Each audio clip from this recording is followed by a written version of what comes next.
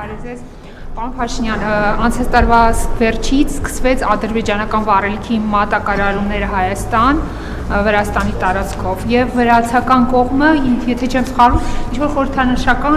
գումար էր դրա համար դրել տարանցման համար, որը ամենևին ոչ խորհրդանշական դեր ուներ այստեղ գնագոյացման վրա եւ նաեւ ապահովում էր ադրբեջանական վառելիքի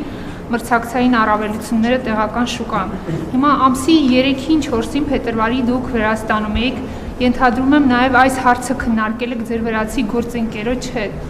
Ինչպես է հետագայում լինելու տարանցումը, ինչ վճարումներ են դրա համար սահմանվելու, արդյոք կպահպանվի այդ պրեֆերենցիալ ռեժիմը։ Շնորհակալություն։ Եկեք անկեղծ ասած, հարցը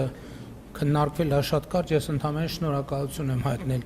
Վրաստանի վարչապետին այդ աջակցության համար, մնացածը արդեն կոմերցիոն դաշտում է, ես սովորություն չունեմ այդպիսի հարցերի անդրադառնալ։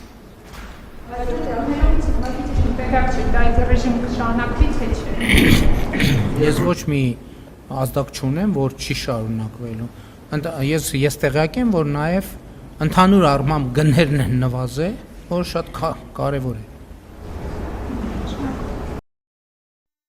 Հավանիչ տեսանյութը եւ բաժանորդագրվիչ նորությունները բաց չթողնելու համար։